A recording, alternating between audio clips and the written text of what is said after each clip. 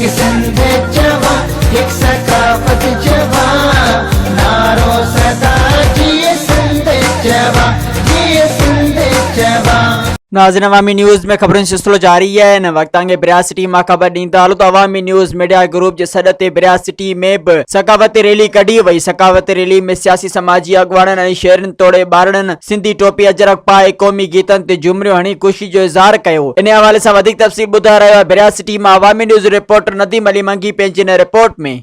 सॼी सिंध जी बिरियात सिटी में भी सिंधी सकाफ़ती ॾियारो निहायती जोश ऐं जज़्बे सां मल्हायो पियो वञे। बिरियात सिटी वासी सिंधी टोपी ऐं अजरक पाए रैली में शरीक आहिनि। जॾहिं त हीअ रैली गवर्नमेंट प्राइमरी स्कूल खां निकिती आहे जेका मेन चौक ते पहुती आहे। रैलीअ में शरीक माण्हू मासूम ॿारड़ा क़ौमी गीतनि ते झुमरियूं हणी रहिया आहिनि। इन सिलसिले में अचो त हिननि सां ॻाल्हि ॿोल कयूं, हुननि जो छा चवणु आहे। खैर त असां सिंधी आहियूं ऐं असां सकाफ़त ॾियारो ई मल्हायूं था। असांखे हीअ ईद जे ॾियारे खां बि वधीक थो लॻे ऐं असांखे तमामु ख़ुशी थी थिए ही टोपी अजरक ॾींहं जे ॾींहुं चवणु आहे त असां हिनखे ईद जे ॾींहुं वांगुरु मल्हाईंदा आहियूं। असांखे ॾाढो फ़ख़ुरु ऐं ख़ुशी महसूसु थींदी आहे त असां सिंधी आहियूं। हा मां सिंधी आहियां, हा मां सिंधी आहियां। ख़ुशी आहे हीअ अॼु 5 डिसेंबर आचरियो ॾींहुं असांखे एकता जो ॾींहुं अलाह साईं नसीब फरमायो ऐं इहा ई दुआ आहे त रब साईं असांखे जेसीं हयाती आहे हीअ ॾिसी असांखे ख़ुशियुनि ऐं ख़ुशियुनि सां नसीब फरमाइजां। ऐं शुक्र अलाह साईं जो हीउ जेको ॾींहुं आहे असांजो ईद खां वधीक बहितर ॾींहुं आहे ऐं असांजा नंढा वॾा पका पोला हिन ॾींहं ते सभु पंहिंजा कमकार छॾे मौजुनि में ऐं मस्तियुनि में ऐं झूमियुनि में हीअ ॾींहुं मल्हाईंदा आहिनि। रैली असांजो ॻोठ रेस हाजी दरिया खां जलबानी खां रैली असां सुबुह जो 9 खां शुरू कंदा आहियूं। सेटिंग सॼी असां उन में कुझु शहर जो चकर राउंड हणंदा आहियूं। असांजो हीअ ॾींहुं ईअं हूंदो आहे, असांखे जज़्बो हूंदो आहे, जोश ख़रोश सां मल्हाईंदा आहियूं।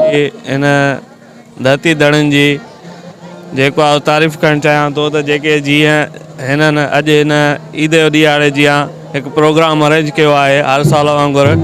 एकता जो ॾींहुं असां सिंधियुनि जे लाइ ईद जो ॾींहुं खां वधीक अहमियत रखे थो। जेको आहे तहज़ीब आहे, हिकिड़ी क़ौम आहे, हिकु ॿोली आहे जेका सदियुनि खां वठी हले पई।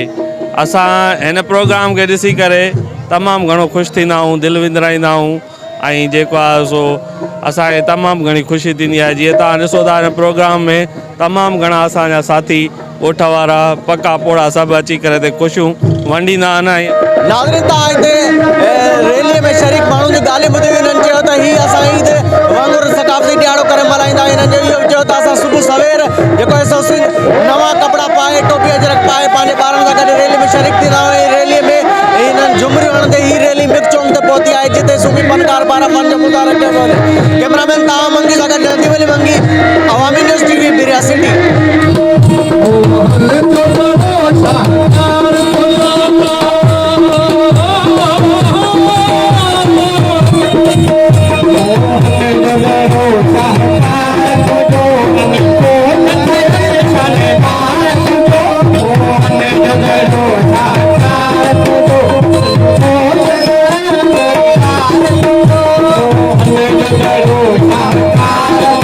मज़ीद खबरों और तफसीलात के लिए विजिट करें हमारी वेबसाइट www.awamiNewsHD.com।